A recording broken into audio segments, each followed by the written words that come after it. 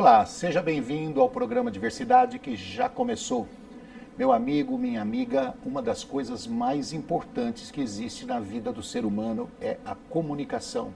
Sem a comunicação, talvez estivéssemos morando lá nas cavernas, não tivéssemos evoluído ao ponto que estamos, porque através da comunicação a gente multiplica as ideias, a gente transfere o nosso conhecimento para uma série de pessoas enorme, hoje para o mundo, através da internet, através das comunicações de satélite e tudo mais.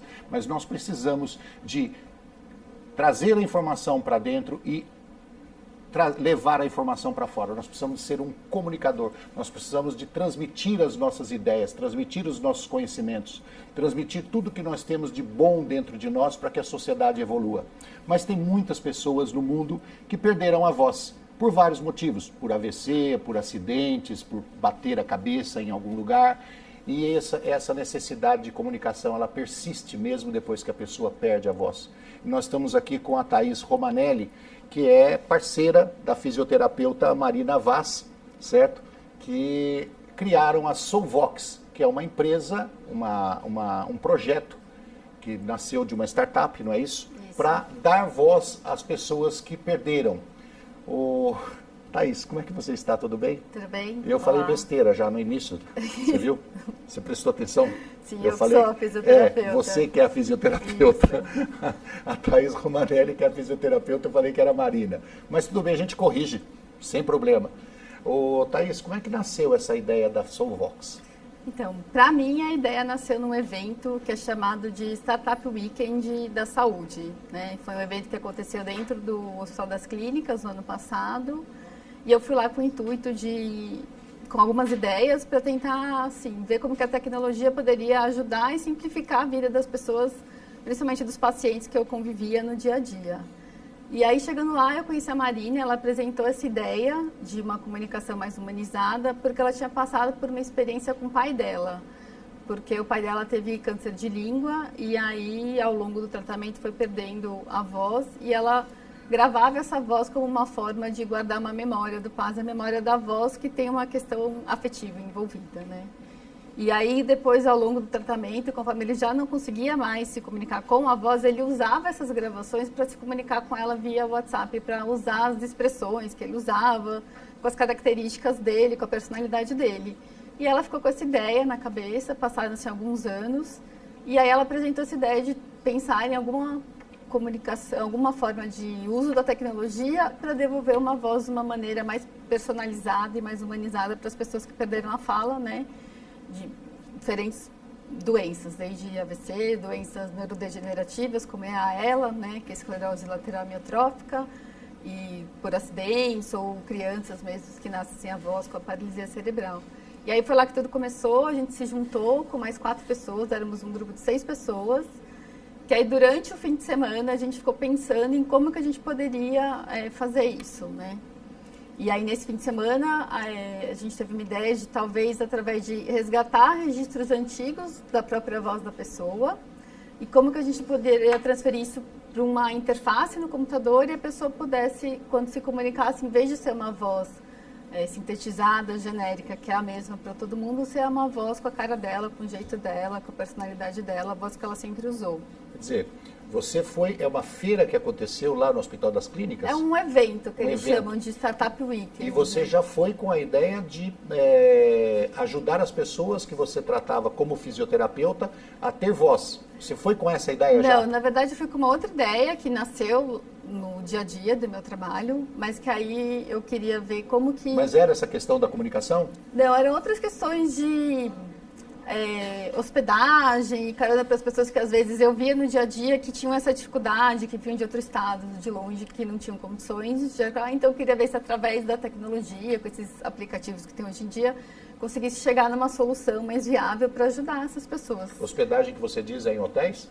Não, em casas mesmo de pessoas, porque no setor que eu trabalhava às vezes vinham pessoas de outro estado para receber equipamentos, né, como cadeira de roda, e às vezes elas precisavam voltar mais de uma vez e tinha um intervalo.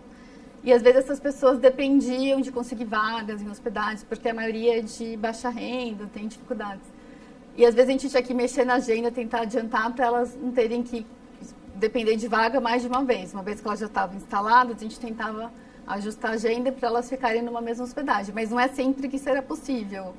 E aí, com tudo que a gente conhece hoje em dia, né, tem o Airbnb e às vezes também tem um outro que chama Couchsurfing, que as pessoas se dispõem a receber. Às vezes tem gente que quer ajudar e não sabe como, né? Então tem pessoas que têm deficiência. A dificuldade das pessoas com deficiência são quase que ilimitadas, né? Vai para o universo afora, né? Inclusive eu estava falando um pouquinho antes do programa, fugindo do nosso assunto. Eu acho que os arquitetos e os engenheiros deveriam ser multados, certo? Deveriam receber uma repreensão por escrito, depois uma multa e sei lá, por fazer prédios, apartamentos e até mesmo prédios de uso comum, como shoppings e aí por diante, com acessibilidade errada, né? Porque hoje existe todo um relatório de como se fazer tudo, né? Escadas, portas, abertura de porta, tamanho de banheiro, rampas de acesso, tem tudo já colocado para os arquitetos e eles não fazem por erro. Então acho que esses apartamentos que tem uma portinha de 30 de entrada, banheiro que tem entrada de 40, que não cabe uma cadeira de roda, o arquiteto deveria ser chamado lá no conselho regional deles e falar assim, vem cá meu amigo, como é que você fez isso? Por que você fez isso aqui?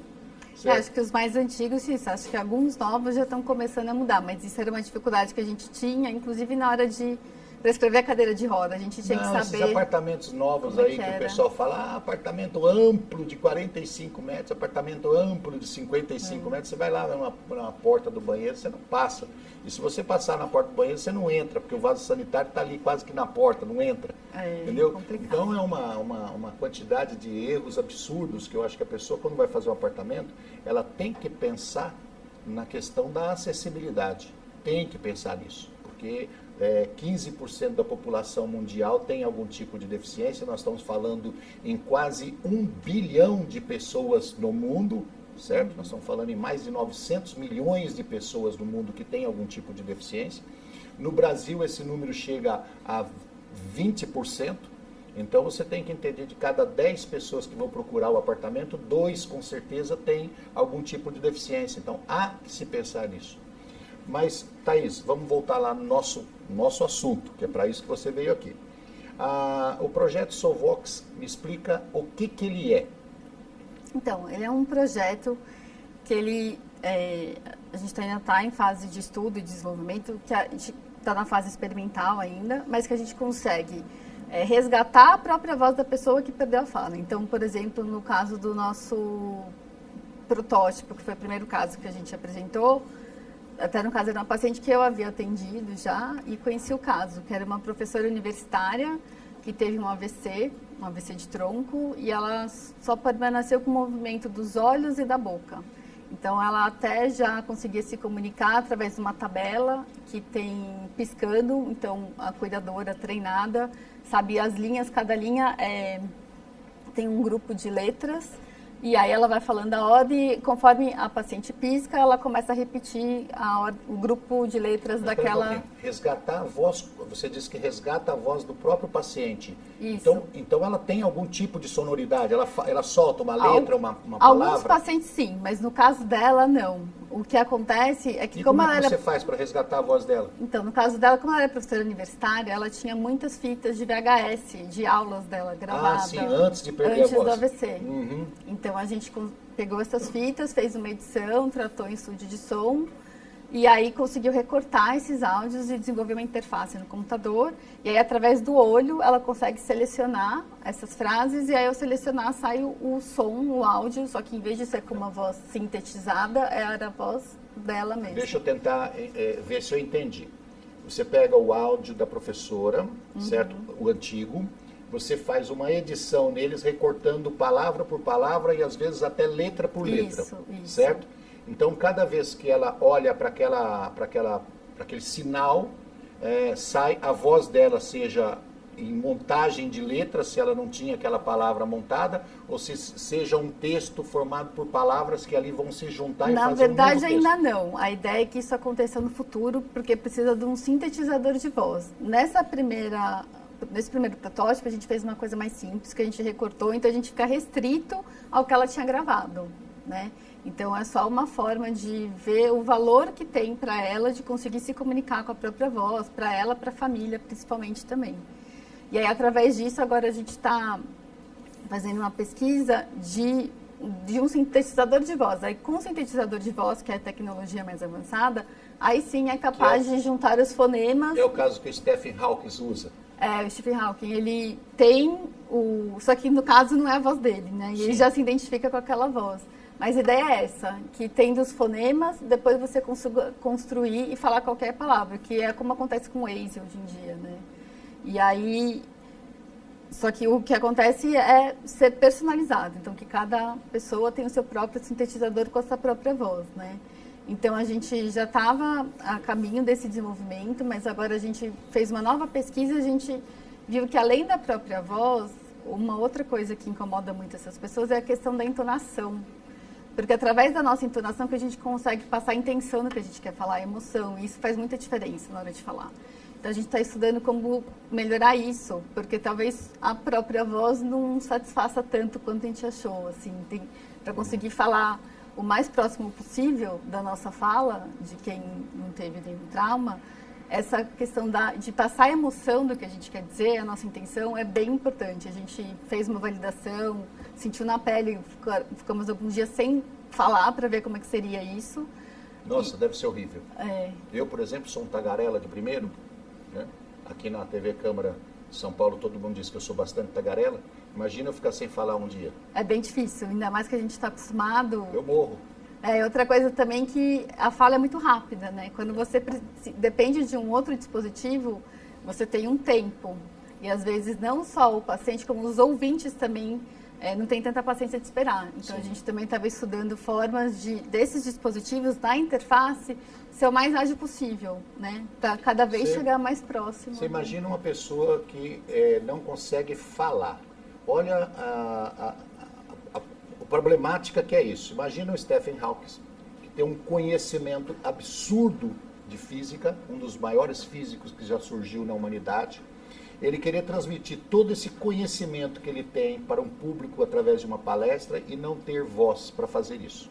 Caso a tecnologia nos ajudou, ele tem um sintetizador de voz que ele consegue transmitir o conhecimento dele. Mas trazendo aqui para nós, para nossa simplicidade, a pessoa tem a vontade de conversar com seus companheiros, com seus amigos, com seus familiares e transmitir para eles o seu sentimento. Isso é tão importante quanto para a pessoa ali, naquele momento, é tão importante quanto levar informações.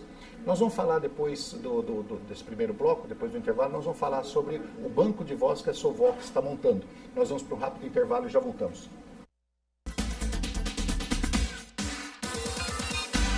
Estamos de volta com o programa Diversidade. Hoje conversando com a fisioterapeuta Thaís Romanelli, que eu tinha errado no primeiro bloco, dizendo que a fisioterapeuta era a Marina Vaz é arquiteta. Isso. As duas formaram um projeto, o projeto Sovox, que ele faz o possível e o impossível, né? Está em desenvolvimento ainda o projeto Sovox, para dar voz às pessoas que perderam a voz, através de um AVC, através de uma esclerose lateral amiotrófica, através de tombos, né? A pessoa bate a cabeça e às vezes perde a voz. Mesmo no caso, Thaís, daquelas pessoas que têm dificuldade de falar, ou seja, ela pensa uma coisa e fala outra, ou ela fala de forma desencontrada, o projeto Sovox pode ajudar nesse sentido? Então, aí vai depender muito de cada caso, né? Porque tem algumas pessoas que têm uma dificuldade cognitiva, ou uma dificuldade, tem afasia, né? Que eles chamam. Eu estava tentando lembrar o nome e não conseguia. A afasia, ela pode ser só de expressão, mas se ela for de compreensão, pode ser mista, aí vai depender do grau de comprometimento dessa pessoa, né? Quando é uma questão mais motora, de movimento, que a pessoa não consegue se expressar, porque ela tem cognitivo preservado, é só uma questão de que o músculo ou a voz não consegue sair, aí a tecnologia atende. Ajuda. Deixa eu só explicar. A afasia, que eu estava tentando lembrar o nome, a Thaís me auxiliou aqui, para muitas pessoas é necessário que se explique. A afasia, ela é causada, a maior parte, por AVC, né? A maior parte da afasia é causada por AVC. Isso é aquela dificuldade de linguagem. Às vezes você está com a mamãe, com o papai, às vezes até um filho que teve um AVC e ele quer se expressar e não consegue. Você briga com ele porque ele está falando errado, né? Vai falar copo, fala caneca, vai falar copo, fala panela, ou às vezes usa uma coisa que não tem nada a ver com aquilo que ele está querendo falar, ele troca as palavras, não consegue transmitir direito. Então tenha paciência, porque este é um problema sério, a afasia. Precisa de muita compreensão da família, precisa de muita paciência, né? E às vezes ajudar a pessoa a se comunicar. Falar, olha, é essa palavra que você queria dizer, é esse assunto que você queria tratar, né? Precisa de muita compreensão. Então no caso da afasia, não é o Solvox não é. Não necessariamente. Alguns poucos casos pode ajudar a atender, mas depende se a pessoa vai conseguir identificar, porque ela primeiro precisa ou escrever ou ler, identificar o que ela quer falar para ir com um gatilho que ela tiver, seja o olho, então seja a boca. Então precisa da pessoa estar com o sistema cognitivo, o sistema preservado, sim. E perdeu a voz. Perdeu a voz ou o movimento que expressa a voz, né? Você diz que vocês fazem um banco de voz. A pessoa pode doar a voz para vocês. Como é que funciona isso? Sim, depois que a gente começou com essa ideia da própria voz, muitas pessoas que procuraram a gente viu que elas não tinham a própria voz gravada, né? Ninguém espera perder a voz, então não é todo mundo que... Antigamente era mais difícil ter muita gravação. Hoje em dia, com o WhatsApp, todo mundo acho que deve ter um áudio gravado, mas antigamente não. E aí a gente ficou um pouco frustrado e começou a pensar maneiras que a gente poderia fazer. E aí a gente pensou que tem muita gente com voz parecida, né? Até antigamente, quando tinha telefone fixo, que a gente ligava na casa das pessoas, costumava confundir na mesma família. Às vezes a gente conhece alguém, pela voz a gente consegue lembrar de outra pessoa. Então a nossa ideia foi criar um banco de voz, que as pessoas doassem a sua voz, né? E aí nesse banco de voz a gente tentar achar a voz mais parecida com a voz que aquela pessoa tinha. Então, quanto maior o banco, maior o número de doadores, maior a probabilidade de você achar uma voz mais semelhante. Precisa de voz de caipira lá, não? Toda voz. Se eu não certo, por quê? É comigo mesmo, eu vou lá, eu gravo. Gente chega a fazer um dos nossos itens para fazer uma pré-seleção, na hora de fazer a triagem, a gente coloca o sotaque, a região de onde a pessoa vem. Então, porque a voz muda de acordo com a idade, com o sexo e com as características físicas, como peso, altura. Então, a gente consegue fazer essa... Até isso vocês vão em cima? Sim, a gente faz um cadastro. A pessoa tem uma aparência física com aquela que vai utilizar a voz, porque você acha que ela aproxima da personalidade da pessoa, é isso? Sim, as questões de timbre, de voz, dependem muito do tamanho da caixa torácica, né? Ou altura para emissão dessa voz, questão acústica mesmo também, assim. A questão de idade, né? Nossa voz muda ao longo da idade. Então, a gente pede para os doadores preencherem essas características e aí a gente já faz uma pré-triagem para depois ficar mais fácil de fazer o match pelo tom de voz mesmo. É engraçado, você tocou num assunto que é interessante. A voz muda com o decorrer dos anos, né? Sim. Ela vai ficando mais grave, mais rouca? Muda de pessoa para pessoa, assim, né? Mas será normalmente uma voz de uma criança... Devido ao desgaste? Pode ser também. A gente tem questões hormonais, físicas, de acústica. Se for de desgaste, eu tô danado. As fonos sabem explicar melhor que eu. Assim. E a Solvox hoje já tem um banco de voz, assim, bem substantivo? A gente teve... No momento, a gente tem 900 vozes que foram doadas. A gente fez alguns eventos com a cabine de doação. Foi bem legal. Muitas pessoas se dispuseram a pegar fila e doar essa voz para ajudar, né, o próximo. E como é que a pessoa doa a voz para você? Então, a gente fez um estudo e tem algumas frases com os fonemas da língua portuguesa. Sim, mas o cara telefona, ele vai lá pessoalmente gravar? No momento, pessoalmente, a gente teve esses eventos que a gente montou uma cabine e dentro dessa cabine a gente tinha um aplicativo. E nesse aplicativo a pessoa lia algumas frases que tinham os fonemas da língua portuguesa. E aí depois, com esses fonemas, é possível fazer no sintetizador. Então é só quando tem eventos que vocês pegam a voz ao vivo da pessoa? Sim. E como é que a pessoa fica sabendo que quando vai ter um evento? Entra no site de vocês? No nosso site. É www.solvox.co. Não tem o M, viu, gente? É .co. Solvox se escreve SOLVOX. www.solvox.co. Você pode entrar no site e verificar se vai ter algum evento futuro aí que possa fazer a doação de voz ou de alguma outra forma que você possa ajudar. É uma forma que não gasta nada, né? Sim. É um prazer ajudar as pessoas. As pessoas ficam bem emocionadas de ajudar os outros. Você acha que quantas pessoas no Brasil mais ou menos têm necessidade de ganhar uma voz? Ou seja, pessoas que não têm voz. Então, foi bem difícil chegar nesse número, porque diferentemente da deficiência auditiva ou visual, que é bem fácil de identificar, a deficiência de fala, ela vem de acordo com diferentes doenças e também não são todos, por exemplo, no AVC não são todas as pessoas que perdem a fala. A gente fez uma estimativa de em torno de 2 milhões de pessoas no Brasil hoje em dia, que não conseguem se comunicar com a voz. A gente precisava esclarecer uma coisa. Tem muita gente, hoje em dia eu não tenho visto mais muito, mas no interior eu via muito. A pessoa fala assim, o mudinho, né? O mudinho, toda a cidade do interior tinha um mudinho.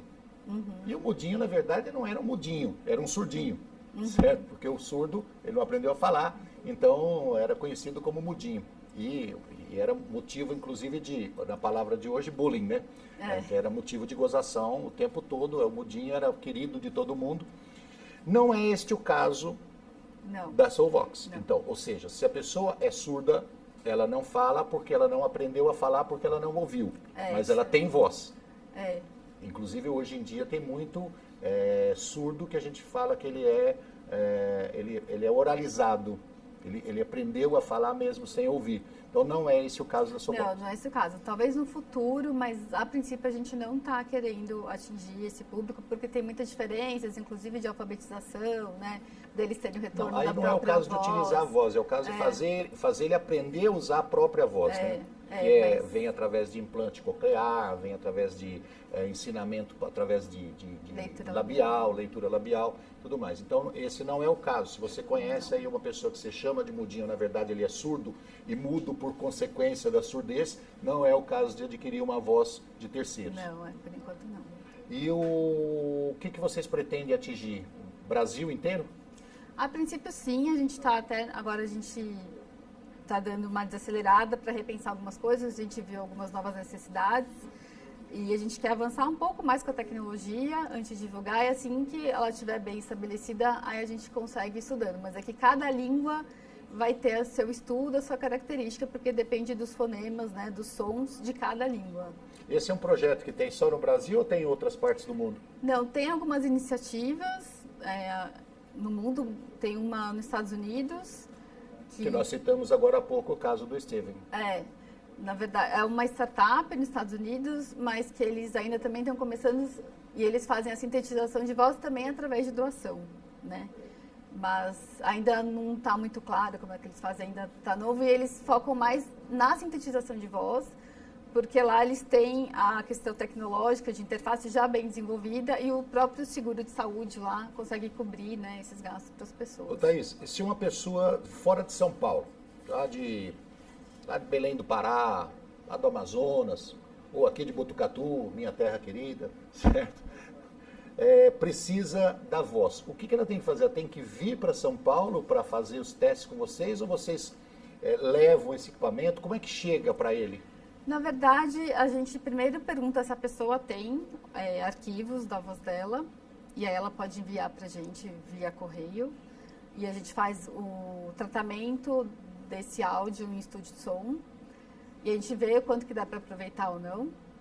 Ou então, aí parte para a questão de um doador, que pode ver se tem alguém na própria família que ela gostaria de ter a voz, que a voz seja parecida, ou então a gente vai partir para uma busca no banco. Tá, mas aí você faz o tratamento e envia para a pessoa também o áudio, mas como é que a pessoa vai lá em casa? Ela tem que ter um computador que ela vai olhar para as letras e fazer? Tem que ter um computador, através de alguma interface tecnológica. E você vai mandar todo o software para eles? Na verdade a gente consegue fazer a instalação à distância, mas que nem eu falo, como a gente ainda está em desenvolvimento, essa primeira fase, se a pessoa tiver os arquivos, vai ficar ainda restrita ao áudio que ela tem, porque precisa terminar o desenvolvimento tecnológico desse sintetizador. Mas o equipamento que a pessoa vai precisar de um computador, onde ele tem as letras lá que ele vai olhar, ou as palavras. Vai precisar de um programa, uma interface que tenha um teclado ou que tenha uns quadrados. Teclado, caso ele mexa com as mãos. Não, pode ser um teclado virtual que ele consiga acessar com os olhos. Então tem as teclas. No caso dele não mexer o corpo. No caso dele não mexer os braços, ele tem um teclado na tela que ele vai com os olhos. Se ele puder mexer as mãos, pode ser um teclado normal. Pode. Aí ele precisa de um equipamento de som do lado que vai o computador vai soltar a voz, ou o próprio computador? O próprio computador, o Já próprio pode fazer sistema de isso. som do computador já funciona. Então a pessoa, quando for se comunicar, ela tem que levar o tablet Tem. com ele, tem que levar o smartphone, no caso, Sim. precisa... Ficar dependente de um dispositivo eletrônico. Sim, tudo bem, mas ele pode levar consigo, não precisa Sim, ser aquele sim. computadorzão Não, grande pode ser um notebook. notebook. É. Quantas pessoas já se beneficiaram desse... Então, até o momento, 10 prontas e 10 em desenvolvimento. Tem algum custo? Então, nessa primeira fase, a gente está fazendo o custo do que a gente gasta para o tratamento de som. A E gente repassa para a pessoa. e repassa para a pessoa. Então, cada caso é um caso. Cada caso é um caso. Se você quiser entrar em contato com a Thaís ou com a Marina Vaz, você entra no site www.souvox.co. Nós conversamos com a Thaís Romanelli, que é fisioterapeuta. Obrigado pelo seu projeto, obrigado pelo seu desenvolvimento, obrigado por ter vindo aqui. Obrigada pela oportunidade. E obrigado a você de casa que esteve conosco no programa Diversidade. Nós te esperamos na próxima semana. Até lá. Um abraço.